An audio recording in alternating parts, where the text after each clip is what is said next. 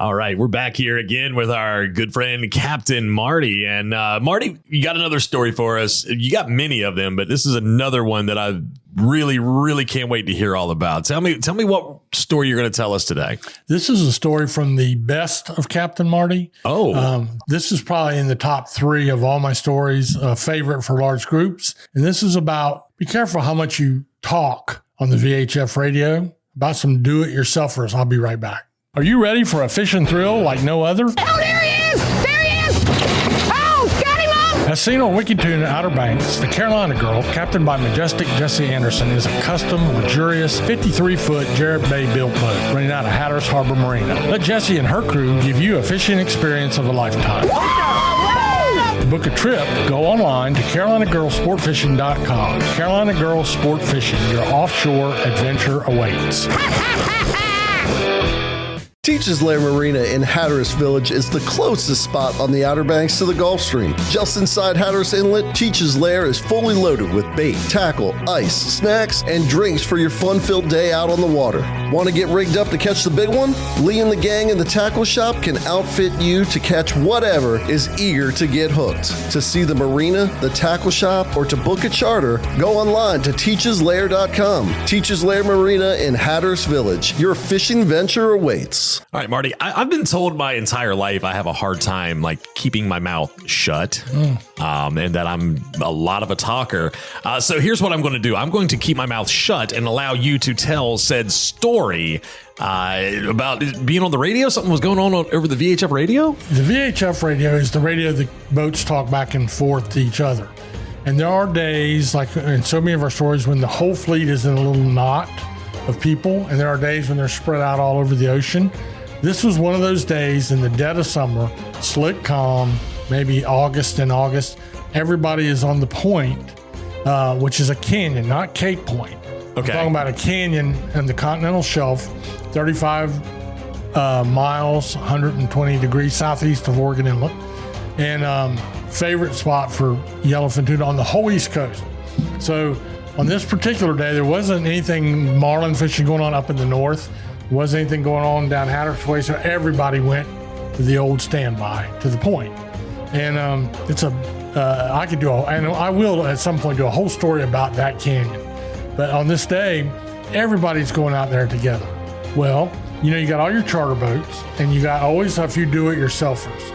Trailable boats that you see them launching behind the fishing center, and most of those guys are great. They're just trying to learn and do it on their own. Mm-hmm. Some of them, though, make a really bad name for all the other small boats, just like some of the captains make a really bad name for all the other captains. Some of them can be very difficult with the do-it-yourselfers. Captain Sheldon Midget used to always call the do-it-yourselfers horse troughs because they resembled the horse trough that you'd fill with water in little boats. Oh, man. There's horse troughs out here. I would say, get out of the way. So you have to watch out for those couple of captains. Basically, most of those have gone on to the great grass line in the sky now. So it's not as bad. But on this day, there was 2 guys. Each had a boat, a Grady White. And Justin, there's nothing wrong with a Grady White boat. They've been around in North Carolina for a long time. Both of them had bought their boats. They were best of friends, and this was their day to go offshore, slick calm. Now, number one, they wouldn't run in line with the other boats, because on a calm day, this is a good tip for do-it-yourselfers. If you're out there on your horse trough, get in line, and if you're faster than the charter boat, go around them and get back in line, because the worst thing that can happen is that you're out there 100 yards to the left or right, and then everybody behind you has to waller in your wake. Yes. So there's an unwritten rule, like if we're all going to the same place, let's just all go one behind the other, and we don't have to fight that wake for 2 hours all the way out to the point. Well, this day, those 2 guys, they were trying to stay out of the way, not knowing that their wake, small as it was, everybody was fighting that wake. So we get out there, and it is really, really slow fishing. Omi Tillett used to count, you've heard me tell this in other stories, but Omi Tillett would sometimes count how many boats were out there, because it was amazing. Right. Like on this particular day, Omi, around 10 o'clock, Omi said, "Fellers, I just counted 110 boats right on top of this canyon, which is about a mile across in every direction." It's a lot of boats, baits and all that, including the 2 horse troughs were out there, the 2 Grady Whites. And these guys, Now they're talking on their VHF radio like they're in a tractor trailer going down I-95. Okay. You know, hey Leroy, what speed you trolling over there? Well, Bob, I'm trolling 6.5 knots. And they had all this gear on their brand new boats. Don't tell them what they spent. And they were just jabbering away. And then, Leroy, what do you got for, what are you towing for a bait? I'm towing a purple sea witch and I'm doing, back now in the fleet. If you're going to have any kind of a conversation, you go to what's called a switch channel. You just go to another channel and then you can jibber jabber all you want. And these guys didn't know about that. They're just on the main fleet channel and it was really slow fishing, so it really wasn't hurting anything. But it was actually kind of amusing because you're listening to these two guys on a slow day. So by and by, nobody is catching something. That particular day, I got completely skunked. Oh, wow. Never had a bite. And that can happen on a charter boat. But all of a sudden, one of those boats in the middle of that fleet of 100 professional fishermen who couldn't get a bite, they hook a tuna. They hook like a big yellowfin tuna and it goes straight down. So now the conversation is, hey, Bob, I got a big tuna. He's straight down. When should I bump it ahead? Should I back up? What should I do, Bob? Well, Leroy, I don't know. I think you should try circling on it.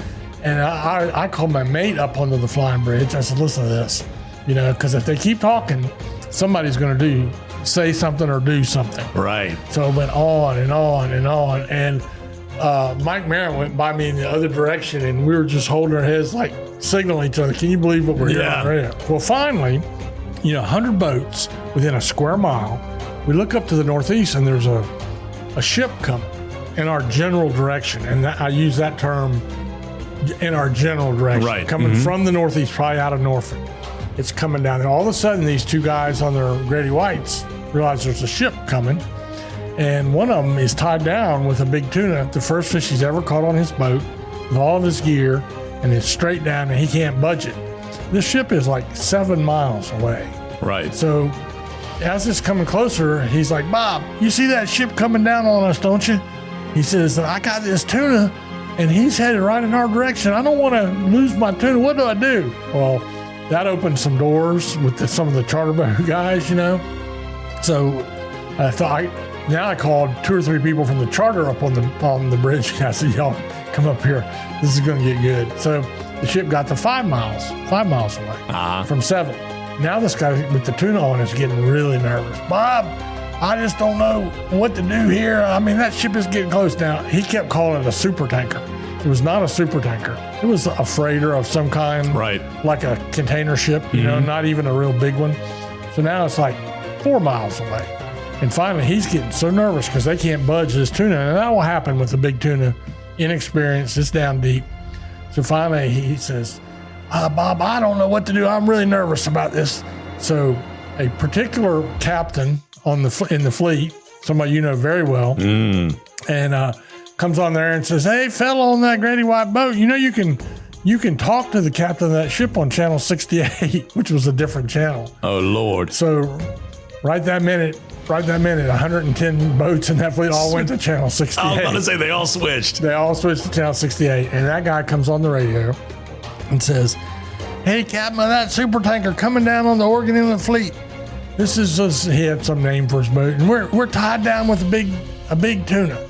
And you're coming right down. Now, the captain of that ship is seeing on his radar 110 boats. Right. Just blipped all over the screen. He ain't going to come through he's only like 4 miles away, but he's going to go a little outside or a little inside of that knot of boats. But he's on there and petitioning the captain to turn the ship is what he's basically doing. So right then, another friend of yours, the third captain in this story, comes on there. He happens to be a boat builder in down in Montrose. He comes on the radio and says, oh, Roger, read your loud and clear. You have Sansu Maru, Oh, my gosh. He comes on there and fakes like he's a Japanese captain, You have Sansu Maru. And the guy on the Grady White says, Captain, can you please turn that ship? We got our first fish on our brand new boat. And I just need you to turn that ship. And then you can tell that the Japanese captain is thinking. And he said, oh, so sorry.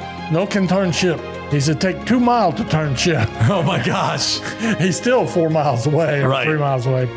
And this guy is getting really panicky over all this, So he's like, everybody in my charter was just laughing. And so he comes back on there again. And I'm a man of faith. If you had a Bible, I'd put my hand on the Bible. This is what was said. We'll find out what was said when we come back. Real. That's the first word that comes to mind when I think about Outland Seafood in Mans Harbor. Yeah, they're the first and last place you see coming to and leaving the Outer Banks on Highway 64 in Dare County, but they're also real when it comes to fresh local seafood. Troy Outland, real. Curtis and Josh, real. The indoor crab shedders, real. Stop by and see for yourself right next to White Shopping Center and check them out on social media. Outland Seafood in Mans Harbor, real. Captain of the Sands of Maru, this is the so and I really need you to turn that ship. And the captain said, I repeat, no can turn ship. So the guy says, look, Captain, he says, I don't know if it makes any difference to you or not. He says, this is a brand new Grady White. We just got it. It's everything on it is brand new. And Captain, I don't know if it makes any difference to you or not, but I got $10,000 worth of Japanese electronics on this boat. Dear Lord, he didn't say that. Yeah. Oh my gosh. Like that was going to be enough to sway the Japanese captain to turn the ship because he was shopping with Japanese products. So the captain comes back on again. I have to be careful because in larger crowds, I would tell this a little different, but the captain comes back and says, so sorry, no can turn ship. He says, I will run you over. Oh my God. When he said that guy took a knife. We watched him, took a knife and went back and cut the line to his big tuna. Oh, picked up both of those Great Whites, picked up and steamed out of a fleet of 110 boats to get out of the way of the ship, which never did come within 2 miles of us. So the moral of the story is don't talk too much on the radio and go to a switch channel if you're going to do it. And that's a story, the one that really got away. But look, at least he didn't get run over.